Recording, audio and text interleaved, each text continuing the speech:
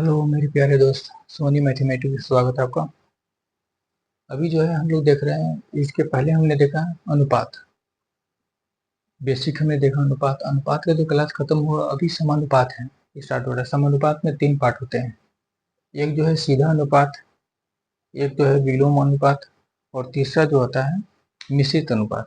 तो सीधा अनुपात का मतलब यह हो जाता है कि कोई संख्या अगर बढ़ रहा है तो उसका दूसरा पार्ट भी उसका बढ़ेगा। जैसे अगर चीनी के मूल्य में अगर बढ़ा दिया जाए, चीनी का मूल्य अगर बढ़ा दिया है, सपोर्टेड कोई भी चीज़ें का रेट अगर बढ़ता है तो ऑटोमेटिक क्या हो जाता है, उसका खर्च भी बढ़ जाता है। किसी व्यक्ति का खर्च भी बढ़ता है। तो कहने के तौर पर एक चीज बढ़ रहा है तो दूसरा पार्ट भी उसका बढ़ेगा, उसको समानुपात बोलते हैं। जैसे हमने एक क्वेश्चन लिया है, इजी है, इसको देखेंगे और समझने की कोशिश करेंगे। बहुत कम से कम समय में इसको बनाया जा सकता है। ये सारी भी जितने भी क्वेश्चन हम बता रहे हैं, सभी क्वेश्चन जो है किसी न किसी एग्जाम में पूछे हुए हैं। आप उसको देख करके प्रैक्टिस करेंगे और समय उसमें बचेगा आपका। अब इसमें बता रहे 120 मीटर मीनार के छाया की लंबाई क्या है? 18 मीटर है। 15 मीटर खंबे की छाया की लंबाई क्या होगा? 15 मीटर खंबे की छाया की लंबाई क्या होगा? पहले इस टाइप के क्वेश्चन में छाया कभी बनेगा, क्या होगा? यह ट्रिंगल टाइप का बनेगा। ठीक है, मीनार दिया हुआ है तो 120 दिया हुआ है यहाँ पर मीटर, और इसमें छाया की लंबाई क्या? ये छाया हो गया। मीनार यहाँ है तो सूर्य की रोशनी अगर यहाँ से पड़ेगा, ऑटोमेटिक यहाँ तक जाएगा 18 मीटर।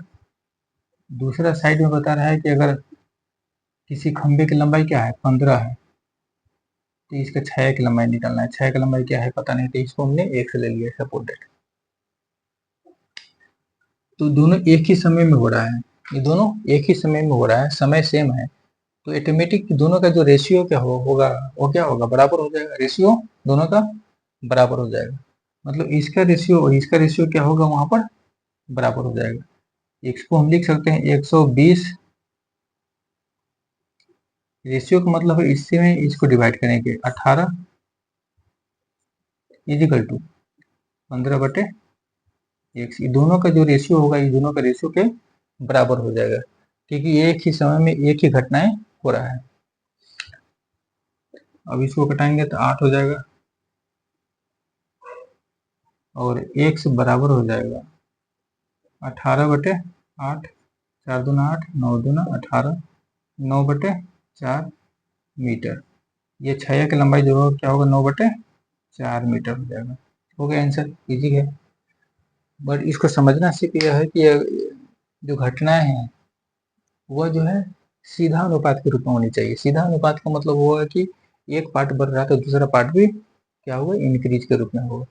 अब इसमें एक और क्वेश्चन हमने लिया है, चीनी के मूल्य में अगर 4 रुपए प्रति केजी के हिसाब से अगर वृद्धि कर दी जाती है, तो एक व्यक्ति जो है पहले 250 रुपए में जो चीनी खरीदता था, अब उसको खरीदना पड़ता है क्या? 270 रुपए में का खर्च करना पड़ता है। तो वास्तविक मूल्य क्या था? बिना बढ़े हुए मूल्य निकलना है। यह क्या था? सीधा है। ये दोनों का जो रेशियो होगा, जैसे स्टार्टिंग का जो मूल्य अगर हम 1 ले लेते हैं, स्टार्टिंग का मूल्य क्या है वो पता नहीं है, तो उसको 1 से ले लिए, तो इससे बढ़ा हुआ मूल्य क्या होगा? x+4 अनुपात हो गया। दोनों का जो है पहला मूल्य और सेकेंड मूल्य दोनों का अनुपात हो गया। ये अनुपात किसके बराबर होगा? जो खर्च कर रहा है उसके बराबर होगा। 70, ये हो जाएगा, ये रेशियो होगा। एक्स हमने किसके लिए माना है? जो शुरू का मूल्य है, वो जो निकलना है मूल्य, वास्तविक मूल्य है, वो उसको हमने एक्स मान लिया है।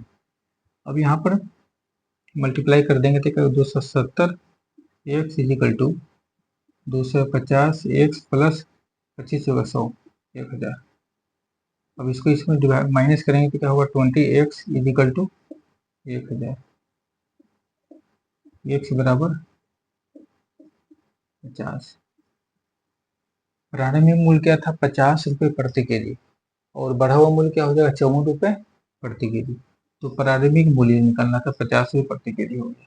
इस टाइप के जब भी क्वेश्चन आप इजी वे में इसको बना सकते हैं। जब सीधा अनुपात कभी भी दिया है तो अपने का अनुपात इक्वल टू जो पार्ट आगे दिया हुआ उसका अनुपात बराबर कर लेंगे, हो जाएगा।